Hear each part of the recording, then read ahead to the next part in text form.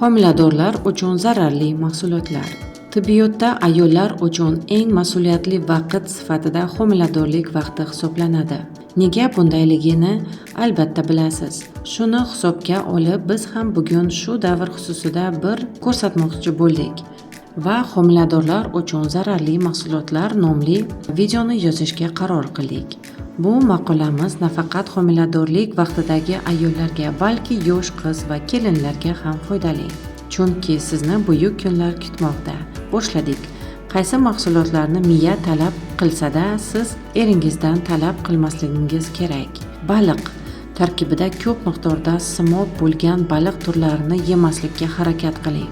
Masalan, akula, qilich baliq, kafelnik, qirol makreli kabi baliqlar shular jumlasiga kiradi.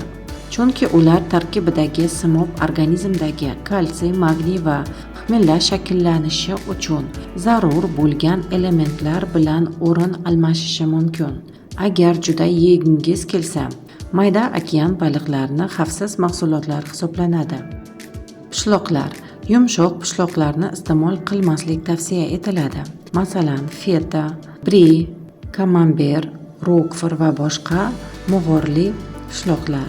Sut mahsulotlaridan pasterilizatsiyalangan sut, pasterilizatsiyalangan tvorog, yogurtlar, tvorogli kremlarni bemalol iste'mol qilavering. Pishirilmagan sut va tvorogni iste'mol qilmagan ma'qul. Chunki yod, mikrob, zamburug'lar pishirilmagan sut va sut mahsulotlarida ko'p bo'ladi. Qand. Agar organizmingiz shirinlik tusab qolgan bo'lsa, demak unga shirinlik emas, balki zarur miqdordagi oziqlantiruvchi elementlar yetishmayotgan bo'ladi. Bunday paytlarda konfet, shirin gaz suv va boshqalar o'rniga shirin mevalarni iste'mol qiling. Xavotir olmang. Iste'mol qilingan shirinlik miqdori homilador ayollarda gestatsion diabet paydo bo'lishiga olib kelmaydi. Biroq bu hamma narsani qaramasdan iste'mol qilish kerakligini bildirmaydi. Yaxshisi achchiq qora shokolad, ho'l va quruq mevalar, mayizli pechenye va sharbatlarni iste'mol qiling. Kofein. Ushbu mahsulot homilaga zararli ta'siri bu sizning tetikligingiz evaziga kelib chiqadi. Ya'ni, siz bir chashka kofe ichib charchoqni yoki uyquni qondirasiz, lekin siz aslida charchagansiz. Siz organizmni majburlayapsiz. Bu esa bo'lajak naslga ham o'z ta'sirini o'tkazadi. Kofein iste'mol qilishni kuniga 2 chashka kofe yoki choy bilan cheklang.